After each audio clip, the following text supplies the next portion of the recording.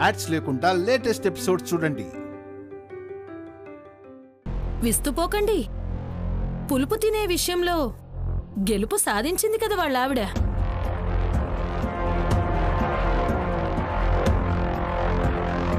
పందెం కాసి మరీ కడుపులో కాయ కాసేలా చేసుకుంది. దీన్ని విజయం అంటారే గాని మోసం అనరు.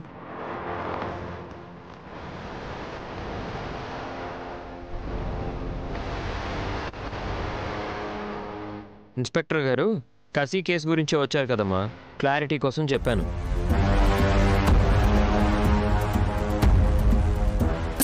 వివరంగా చెప్పనే లేదు విక్రాంత్. ఇన్స్పెక్టర్ గారు, నేను చెప్పొచ్చా? ఖచ్చితంగా. సుమన అలియాస్ చిట్టి వూమ్ ట్రాన్స్ప్లాంటేషన్ చేయించుకుంది.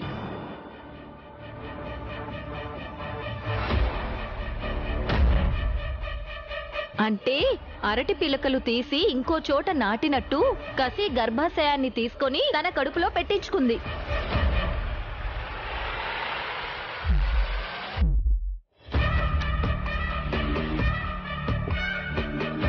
ఆ తర్వాత చిట్టి చెల్లెలకు కళ్ళు తిరగడం, నెలలు తిరగడం, ఇంకో ప్రాణం పోసుకోవడం జరిగాయి. మరి కసి చచ్చిందో బతికిందో నాకైతే తెలీదు.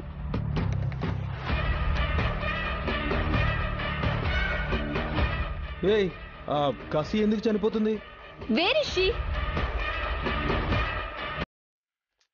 ఎక్కడో ఒక చోట ఉండనే ఉంటుంది.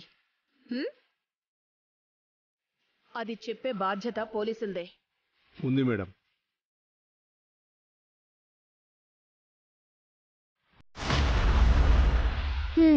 మిమ్మల్ని కన్న అమ్మగారి ఆచూకే తెలుసుకోలేకపోయారు. ఆ అమ్మాయి గురించి ఆతృతగా అడుగుతున్నారు బావగారు. వయసులో ఉన్నందుగా? సుమన, పళ్ళు రాలితే లెక్క పెట్టుకోలేవు. ఎందుకంటే చెల్లి కొట్టే దెబ్బకి నువ్వు మూర్చపోతావు కాబట్టి. నేనేమన్నానని?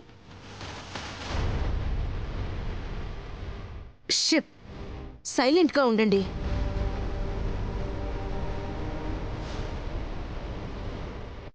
సుమన నోరు జారినా కూడా విశాల్ ఏమీ అనలేదు.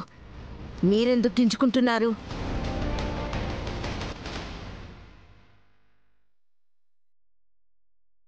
ఆ బొమ్మ కాలు జారినా ఎవరేం అనర్లే వదినా. నువ్వు కొంచెం ఉండవా? ఇన్స్పెక్టర్ గారిని కసి ఎక్కడుందో చెప్పనివ్వండి. అవును సార్, ఎక్కడుంది తను?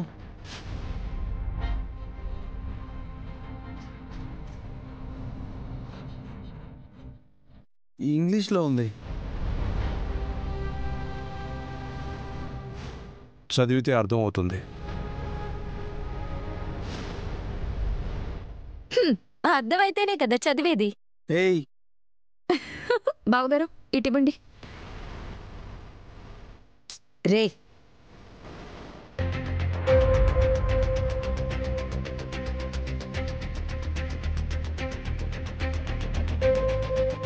నిన్న మొన్న చదువు నేర్చుకున్న నైని చదువుతానంటోంది. నువ్వు చదవలే వాళ్ళుడు?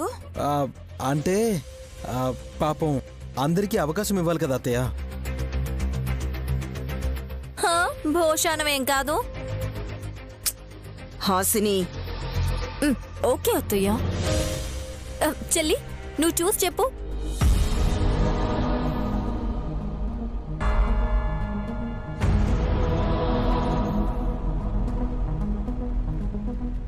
నైని, ఏముంది అందులో? 2 రోజులు శంషాబాద్లో, ఆ తర్వాత కోకాపేటలో.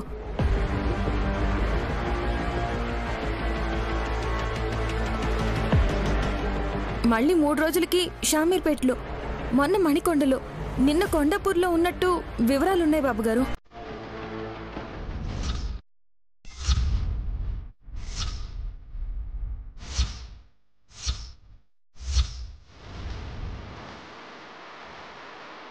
అన్ని చోట్ల ఉందా? అది లంకల గంప. బుట్టను ఎవడి నెత్తిన పెట్టుకొని ఎటుపోతే అక్కడుంటుంది.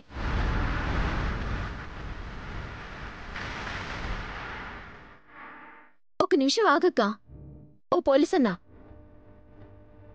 పోయిన వారం, మొన్న, నిన్న సంగతి పక్కన పెడితే ఈరోజు ఎక్కడుంది? తెలీదు. అదేంటి? ఈ ఇంట్లో నుండి ఈరోజు ఇంకా ఎవరు ఫోన్ చేయలేదు కాబట్టి తెలీదు.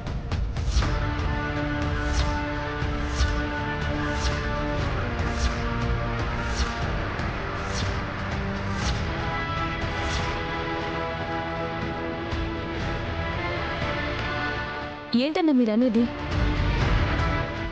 ఇంట్లో వాళ్ళు ఫోన్ చేయడం ఏంటి? అప్పుడు తను ఎక్కడ ఉండేదో తెలియడం ఏంటి? కాస్త వివరంగా చెప్తారా ఇన్స్పెక్టర్ గారు?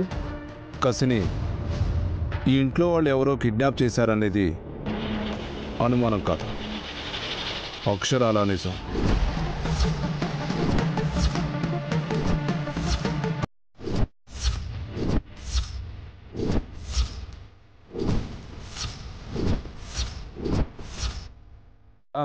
సాక్ష్యాధారాలు దొరికాయా సార్? అదే చెప్తున్నాను. ఈ ఇంట్లో నుంచి ఫోన్ చేసి కసి బాగోగులు చూస్తున్నారు.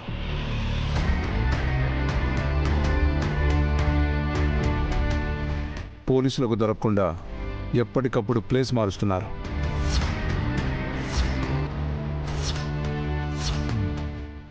ఆ ఫోన్ చేసేది ఎవరు? మీరే.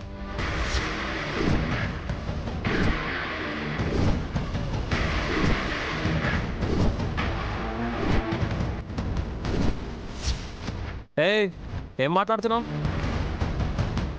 నాతో ఒక్క మాట కూడా చెప్పలేదేంటి విక్రాంత్?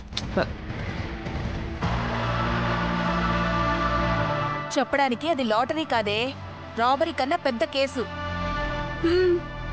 సుమన, అనవసరంగా నా మీద నిందలేయకు.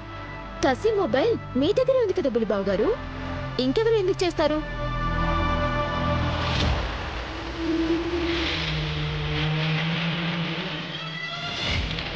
ఎక్స్క్యూజ్ మీ, కసిం మొబైల్ నుంచి కాల్ చేయడం లేదు. చాలా తెలివిగా ఇంటర్నెట్ ద్వారా ఫోన్ చేసి తప్పిస్తున్నారు.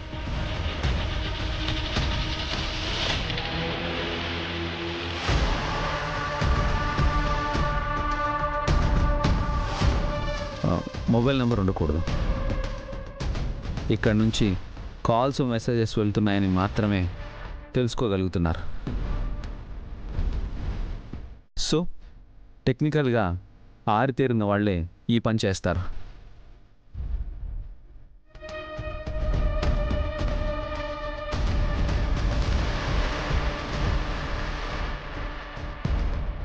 ఇన్స్పెక్టర్ గారు, టెక్నాలజీ విషయానికొస్తే నా పెద్ద కొడుక్కి ఏమీ తెలీదు. చిన్న కొడుకు విక్రాంత్కి అలాగే విశాల్కి చాలా అవగాహన ఉంది.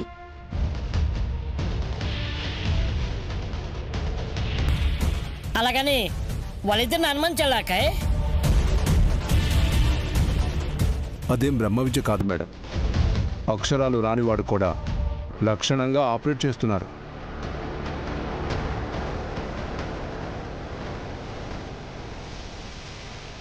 అన్నా, ఏ ఒక్కరిని మినహాయించడానికి వీల్లేదు.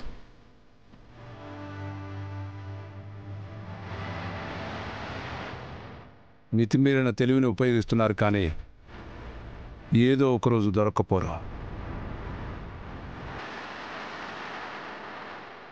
అప్పుడు నాన్ బెయిల్ వారెంట్ ఇష్యూ చేస్తాం. విడిచిపెట్టే ప్రసక్తే లేదు.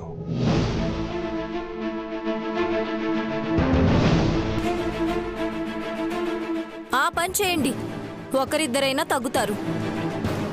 ఇప్పటికే ఇంట్లో జనాలు ఈగల్లాగా ముసురుకుపోయారు. అసలు విషయం చెప్పండి అధికారి గారు. ఇంకేం విషయం ఉంది? లేకపోలేదు, ఆయన ఆంతర్యం మాకు తెలిసిపోతుంది. అమ్మవారి ఆరాధతులం కదా.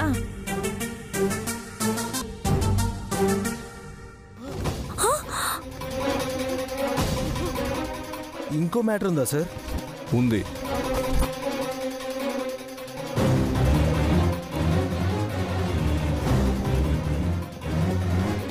డమ్మక్క బాగానే గెస్ చేసిందే.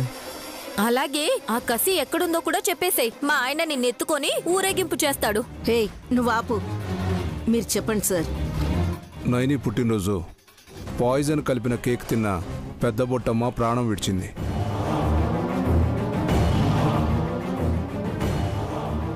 అది అందరికీ తెలిసిన విషయమే. పూర్తిగా చెప్పనివ్వు. ఆత్రం ఎందుకు? పోస్ట్ మార్టం చేసి ఫోరెన్సిక్ రిపోర్ట్స్ తీసుకోవాలని డెడ్ బాడీని హాస్పిటల్కి పంపించాం.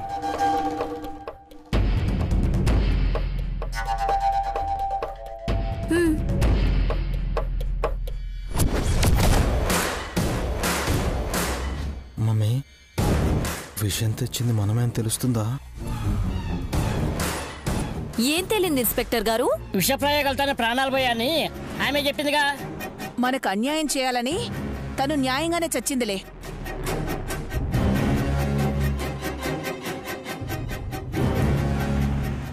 అసలు ఆ విషయం తెచ్చిందెవరు?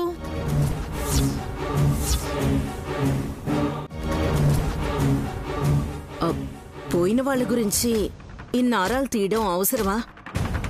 మళ్ళీ బతికొస్తుందా? వస్తుందేమో.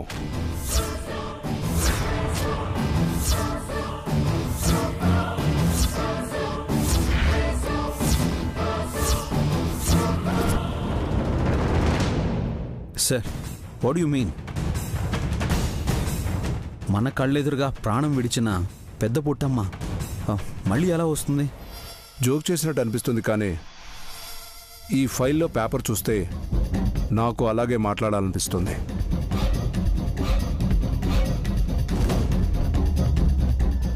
ఇటీవండి సార్.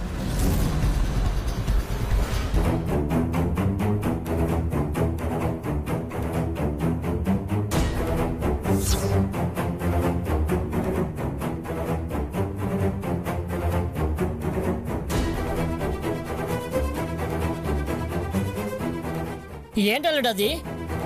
పెద్ద బొట్టమ్మ డెడ్ బాడీకి పోస్ట్ మార్టం జరగలేదని రాస్తుంది.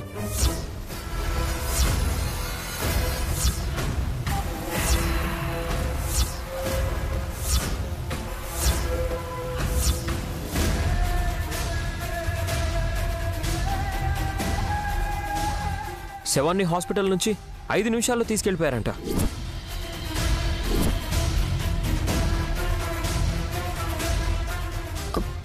ఎవరు తీసుకువెళ్లారు? జీవన్ తీసుకెళ్ళాడు.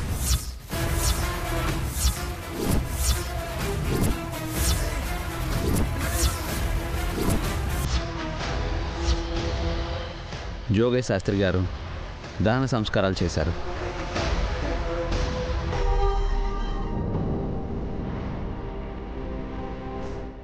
అదేంటి అటాప్సీ, బయాప్సీ, ఫోరెన్సిక్ అని రకరకాల పరీక్షలు చేస్తారు కదా, అవేవీ చేయకుండా శవాన్ని జీవం ఎలా తీసుకెళ్తాడు?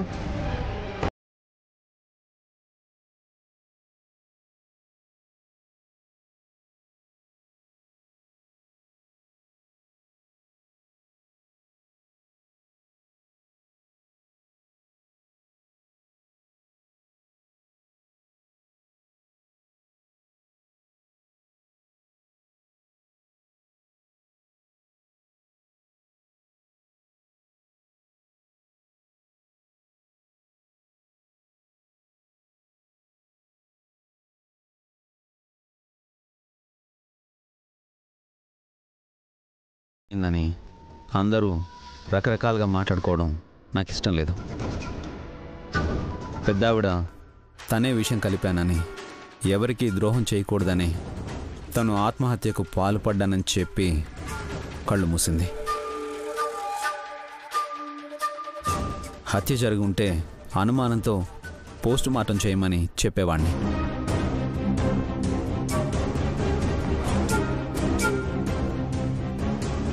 జీవం లేని శరీరాన్ని భాగాలుగా కత్తిరించడం, అవసరం లేని రిపోర్టు రావడం అనవసరమని జీవానికి అప్పచెప్పాను. శాస్త్రి గారు మిగతా కార్యక్రమం పూర్తి చేశారు. ఆమె చావు మీద మీకెవరికీ అనుమానాలు లేవన్నమాట? లేవనే కదా ఇన్స్పెక్టర్ గారు నా కొడుకు దహన సంస్కారాలు సజావుగా జరిపించింది.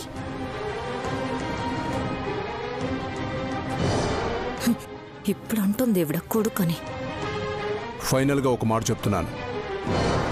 కసి కనిపించకుండా పోయాక పెద్ద బుట్టమ్మ ఇంటికొచ్చింది.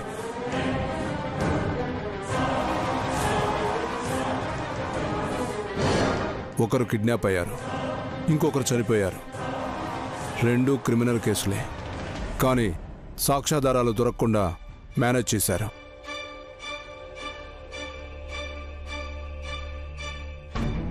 ఎవరు? పలానా వాళ్ళని వేలు చూపించే సమయం వచ్చినప్పుడు కాళ్ళు పట్టుకొని బ్రతిమలాడిన జాలిపడిన వల్లప. జాగ్రత్తగా ఉండండి. See you again.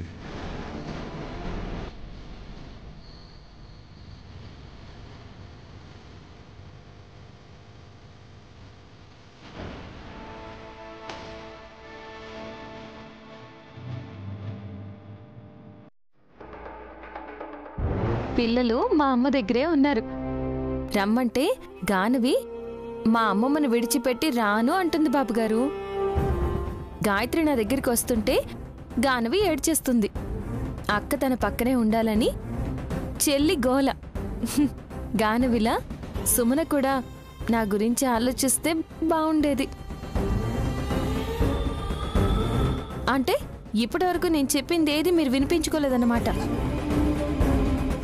ఏదో ఆలోచిస్తూ ఉండిపోయానని. ఏం చెప్పావో రిపీట్ చేయి, తప్పకుండా వింటాను. చెప్పు. పర్వాలేదు, మీరే చెప్పండి. మిమ్మల్ని ఇరకాటంలో పడేసిన విషయం ఏమైనా ఉందా? కసిని కిడ్నాప్ చేసింది మన ఇంట్లో వాళ్ళేనని ఇన్స్పెక్టర్ గారు చెప్తున్నారు. అందరూ మొహాలు చూసుకుంటున్నారు, కానీ ఎవరి మొహంలో భయం కానీ కంగారు కానీ కనిపించడం లేదు. బాబుగారు, ఆ విషయం గురించి పోలీసులే ఆలోచిస్తారు. కసిని వెతికి పట్టుకుంటారు. తను వచ్చాక కిడ్నాప్ చేసింది మన ఇంట్లో వాళ్ళే అని కేసు పెడితే పరువు పోతుంది కదా. పరువు ఉన్న వాళ్ళెవరూ ఈ పని చేసుండరు. నువ్వు తేలిగ్గా తీసుకోవచ్చు నాయని. నేను సీరియస్గా ఆలోచిస్తున్నాను. ఎందుకంటే పెద్ద బుట్టమ్మ చావుకి కసి కనిపించకుండా పోవడానికి సంబంధం ఉంది అని. అదేంటి బాబుగారు అలా అన్నారు? పెద్ద బొట్టమ్మ ఈ ఇంటికి రాకముందే కసి కనిపించకుండా పోయింది కదా.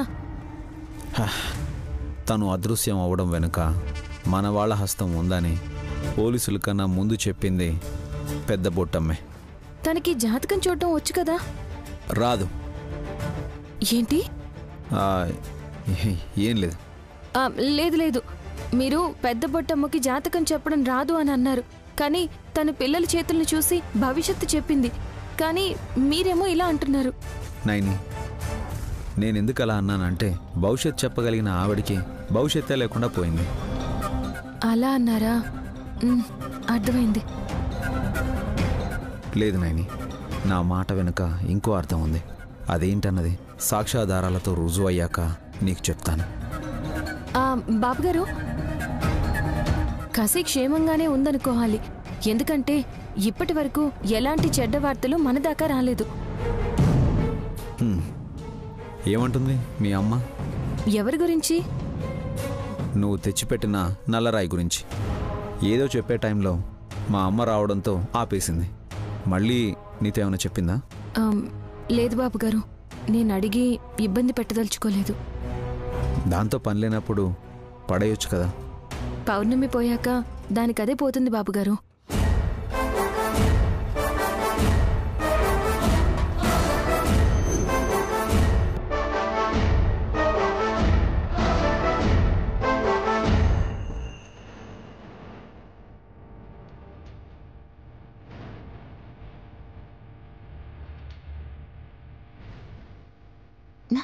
పెదబాబు గారు, నా గదిలోకి మీరొచ్చారేంటి?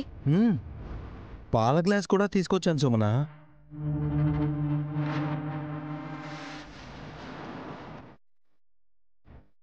అదే ఎందుకని బావగారు?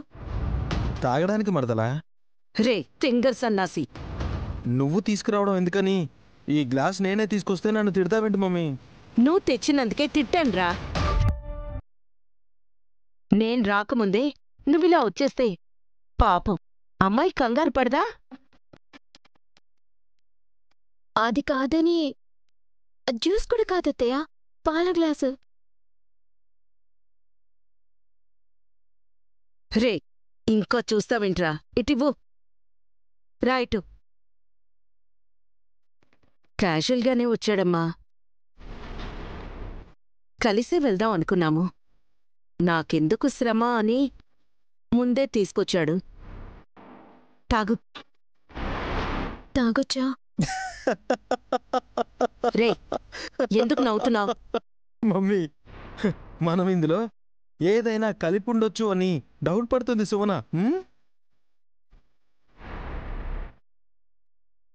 తనకు రాని అనుమానాలు నువ్వు తెప్పించకు.